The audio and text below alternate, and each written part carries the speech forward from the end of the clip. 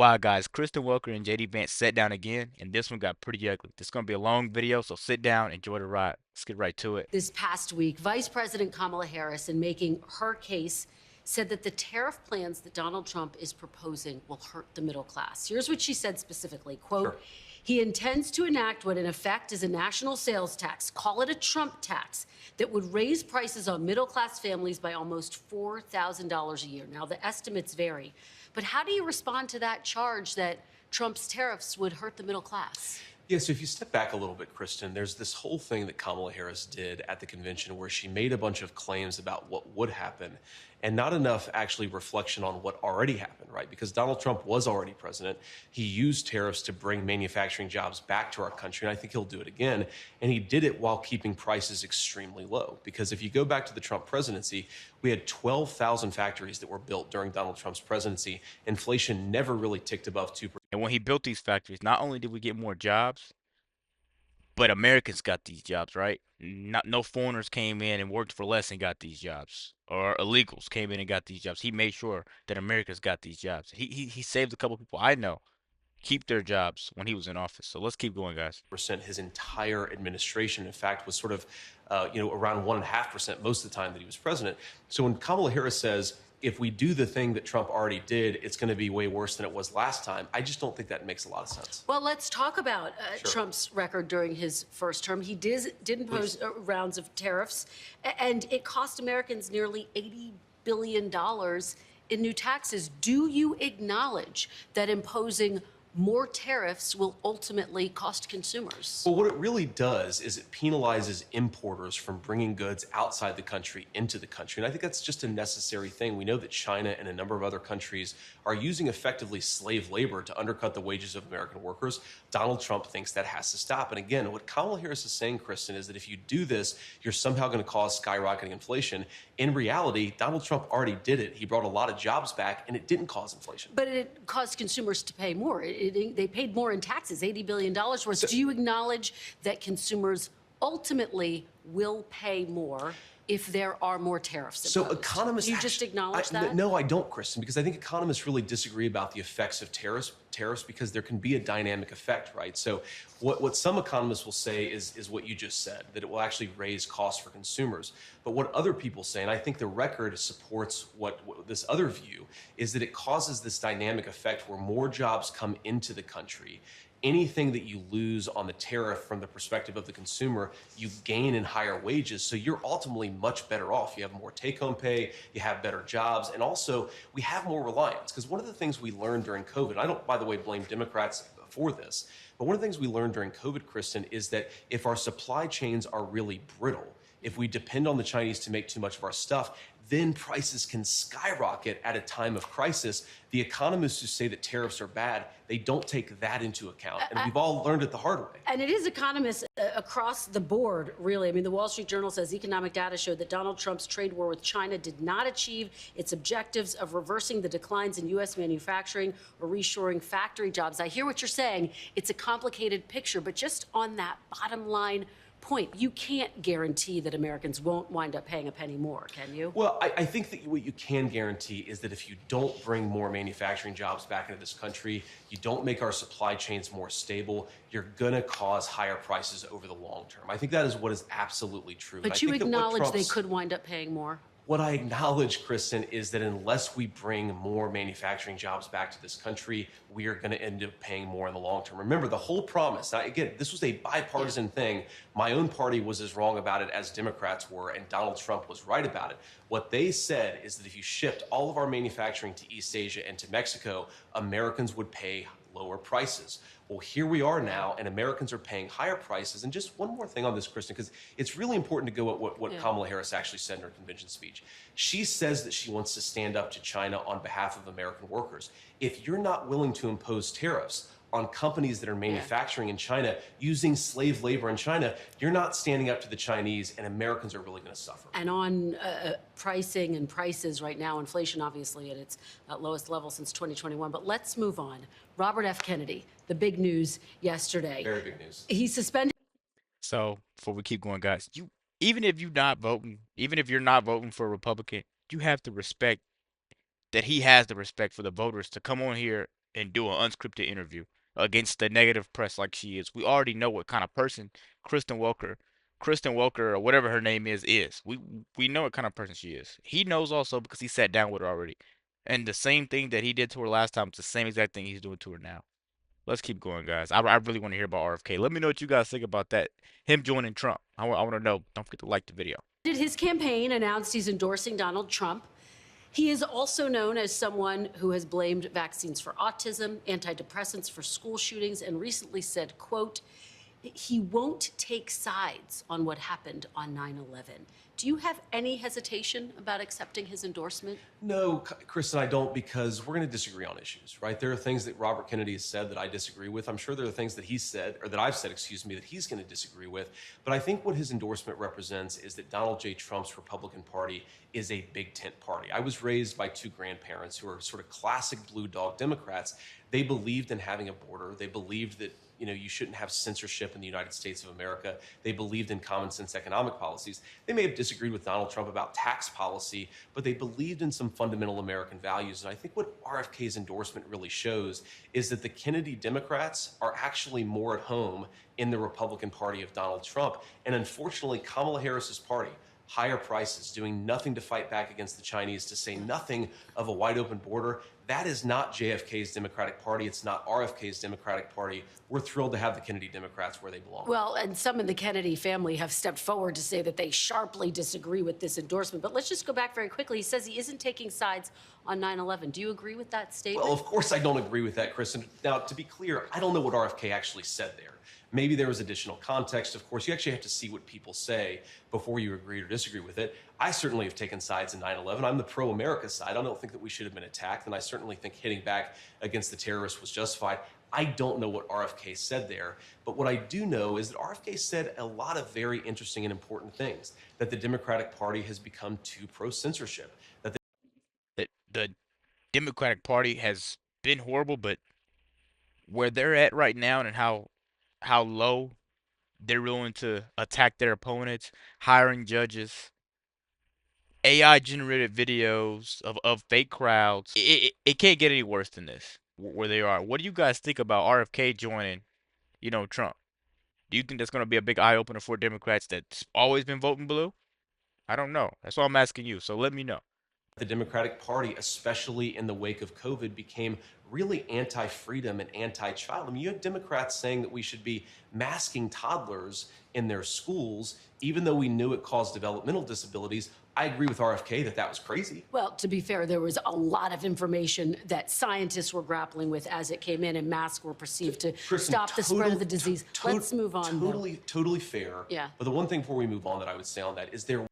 Guys, we live in such a weird time that I'm gonna make it even weirder for you. How's the person that you brought on been more respectful than you? This is your show. You brought me on. You want to interview me, but you want to treat me like this.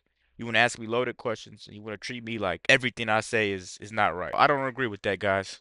Were important leaders. Donald Trump was among them. RFK was among them, who were saying some of this stuff is crazy. And if we had listened to them, I think our kids would have been much better off in the wake of the pandemic. I mean, scientists did show that masks help to stop the spread of the disease. Let's talk about another big issue. Disabilities for toddlers, right? We have to be able to balance this stuff. And I think the way that RFK struck that balance was much smarter, unfortunately, than the way that Kamala Harris did. Let's talk about another big issue. It was talked about at the Democratic National Convention. It's being talked about on the campaign trail. Abortion. Sure. Democrats made the case this week and beyond this week that Donald Trump, if elected, will impose a federal ban on abortion if he wins. Now, Donald Trump says he won't, but can you commit, Senator, sitting right here with me today, that if you and Donald Trump are elected, that you will not impose a federal ban on abortion? I can absolutely commit that, Kristen, and Donald Trump has been as clear about that as possible. I think it's important to step back and say, what has Donald Trump actually said on the abortion question, and how is it different from what Kamala Harris and the Democrats have said? Donald Trump wants to end this culture war over this particular topic. If California wants to have a different abortion policy from Ohio, then Ohio has to respect California and California has to respect Ohio. Donald Trump's view is that we want the individual states and their individual cultures and their unique political sensibilities to make these decisions, because we don't want to have a nonstop federal conflict over this issue, the federal government ought to be focused on getting food prices down and getting housing prices down. Issues, of course, where Kamala Harris has been a total disaster. So I think Donald Trump is right. We want the federal government to focus on these big economic and immigration questions. Let the states figure out their own abortion policy. Let me just follow up with you a little bit on that point, because I've been talking to Republicans, including Senator Lindsey Graham just last week, who've made it very clear that if Donald Trump is elected, if you are elected, they will continue to press this point. Senator Graham said to me, I'm going to keep saying that there should be a federal ban. If such a piece of legislation landed on Donald Trump's desk, would he veto it? Well, I think it'd be very clear he would not support it. I mean, he said that explicitly. Yeah, I mean, if you're not supporting it as the president of the United States, you fundamentally have to veto it. So he would veto a federal abortion ban? I think he would. He said that explicitly that he would. And I again, don't think he's ever said explicitly he would. He said that to you? Lindsey Graham, Kristen, I would be surprised. I mean, again, I need to see the context on what Lindsey Graham said, because Lindsey Graham himself has not advocated a federal abortion ban. Lindsey Graham has advocated a federal minimum standard. Now, to be clear, that is not Donald Trump's view. Donald Trump disagrees with Lindsey Graham on this, but no Republican, at least no Republican with any reasonable power, is saying that we should have a complete national abortion ban. I haven't heard that from any of my colleagues. And to be clear, Donald Trump, I think, has staked his position and made it very explicit. He wants this to be a state decision. States are going to make this determination themselves. All right, let's talk about women voters more broadly. The Census Bureau. The things that we're focused on while we're voting. Why are we worrying about abortion and going to kids' class and as drag queens? And there's people that are poor, people that can't afford bread, people that can't afford gas, but you're worrying about abortion. You're worrying about going to torture kids dressed up as a man, queen. I don't even know what to call it nowadays. We're worrying about pronouns when we need to be worrying about the prices going too high. Why we can't afford houses? Why we can't afford the things that matter? Family values, stuff like that. Even if you don't like him, you gotta respect him for showing up. Kamala Harris would never show up for nothing like this unless it's scripted, and she can answer every question that's already written down for her. She could practice it in the car and then go there and then spread lies. That's all they're gonna do, man. Let's get right back to this video. We're about to end it off here. Bureau estimates there are 22 million women between the ages of 20 and 40 who, for whatever reason, do not have children. What do you say to those women who hear some of your comments, including the childless cat lady comments, which you've been asked about, but who feel as though you won't represent them? Well, I'd say, first of all, I will represent you. I want to be the vice president for the whole country, and I want to represent everybody. And yes, I made a sarcastic comment years ago that I think that a lot of Democrats have willfully misinterpreted.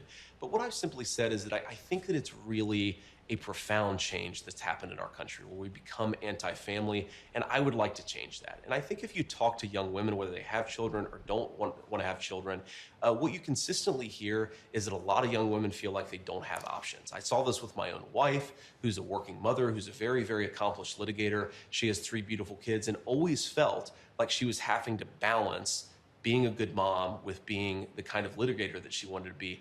I just want women to have more choices. I've seen that very personally in my own family, and I think it's something that is broken about our country. Let me zoom out a little bit. Then you're calling it a sarcastic comment. Sure. And yet, some women, and you got the feedback in real time, felt like it was a gut punch to them personally. Do you regret making that comment? Look, I regret certainly that a lot of people took it the wrong way, and I certainly regret that the DNC and Kamala Harris lied about it. But do you regret what you said, Senator? Look, Kristen, I'm going to say things from time to time that people disagree with. I'm a real person. I'm going to make jokes. I'm going to say things sarcastically, and I think that what's important is that we focus on the policy. There are certainly going to be things that I say.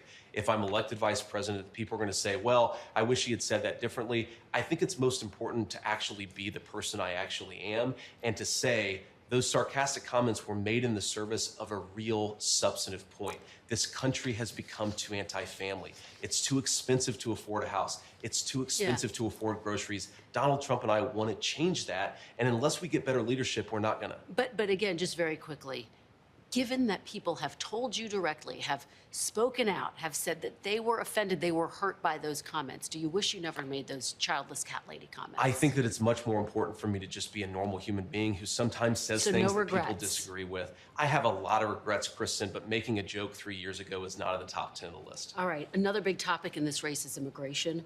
There has been a lot of discussion about Donald Trump's plans for mass deportation. Yeah. According to one estimate, more than 11 million U.S. citizens live in households with mixed immigration status, including more than 5 million children. If you and former President Trump It's sad, but come here legally. I don't know why they try to sprinkle the children there all the time. The parents knew what they were doing when they came over to have kids. were elected, would you separate families as a part of your mass deportation effort? Well, we have to start. You can't sit there and ask that question like that. You can't sit there. You broke the law to come here. I think it was Tom, I can't think of his name. The director of ICE. He said yeah, he would separate them from their family. If I was drunk driving, I have 3 kids in the car, you would separate me because I broke the law from my kids. I don't care if I'm driving right or I'm driving wrong. You would separate me from my kids. The same way you would need to do them if they're breaking the law to come over here. They're, the law is the law, right? I don't know why people can't understand that. They want to get so emotional with it, but the law is still the law. You can't pick and choose.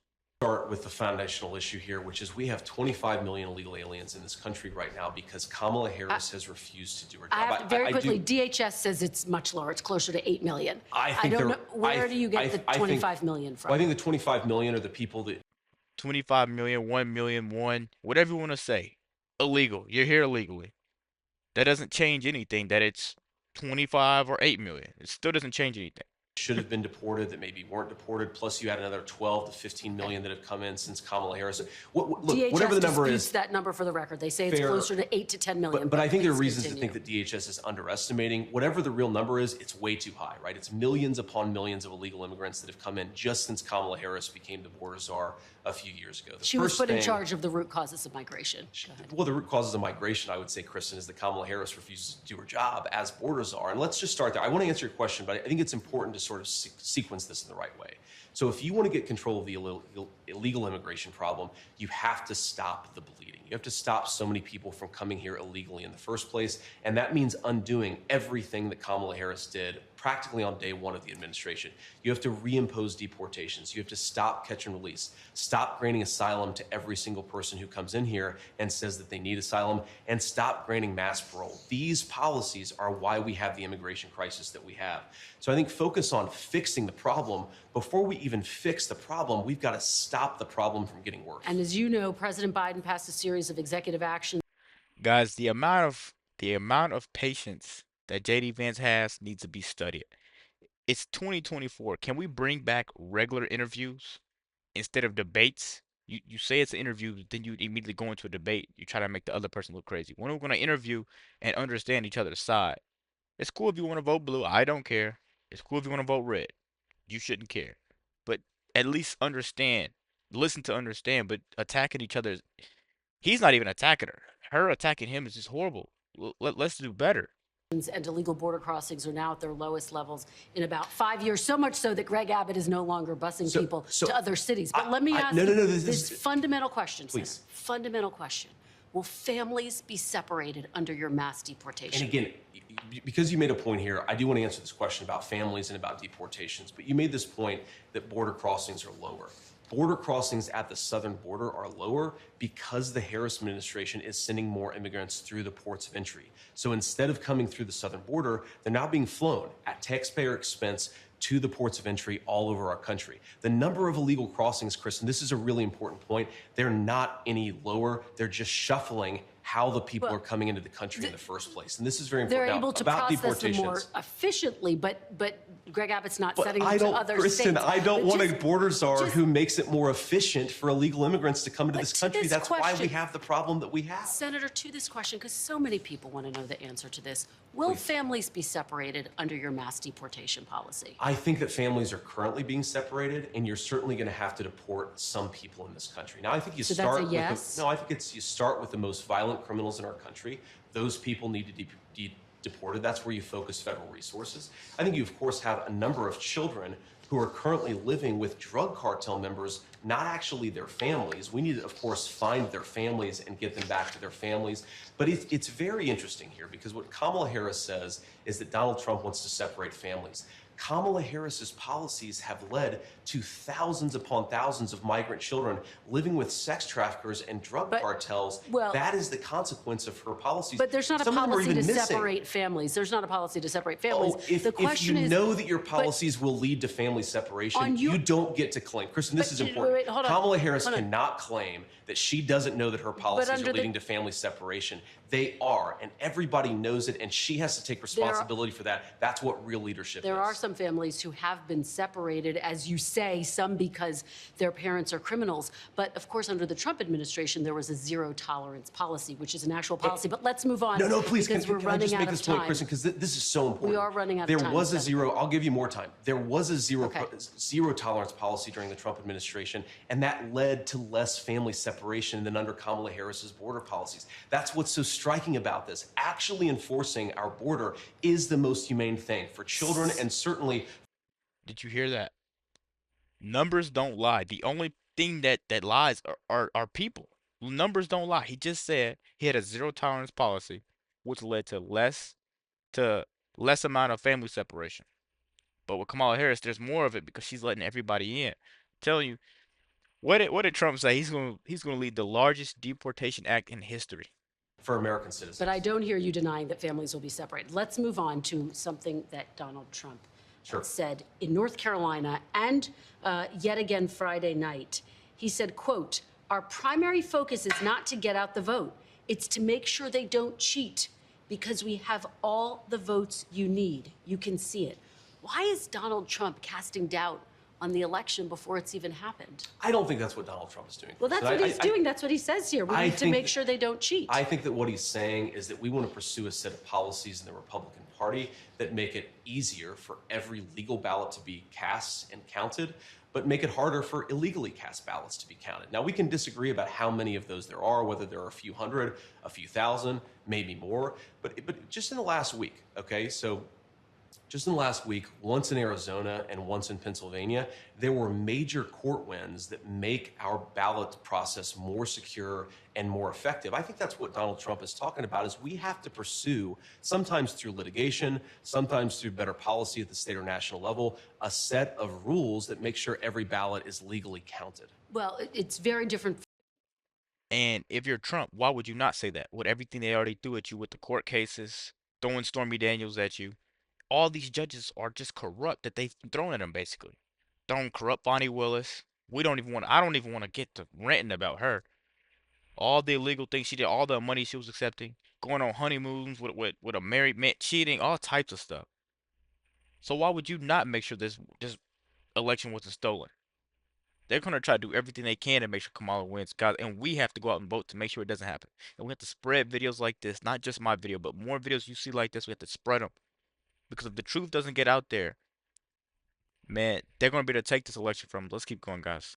From your message, which is you said, and I'll quote you back to yourself, we have to work as hard as possible to persuade Americans to vote for us. Are you on the same page as Donald Trump? Because again, he seems to be casting doubt Of course, on the results of the election before it's even happened. Of course, we're on the same page, Kristen. We talk all the time, and I guarantee you, if you sat here and said, Mr. President, Donald Trump, do you believe that we need to do, that your campaign needs to persuade voters as much as possible? Of course he's going to say yes. That's not inconsistent with thinking that we need to pursue a set of approaches that make sure legal ballots get counted, illegal ballots don't get counted. Do you have faith the 2024 election will be free and fair?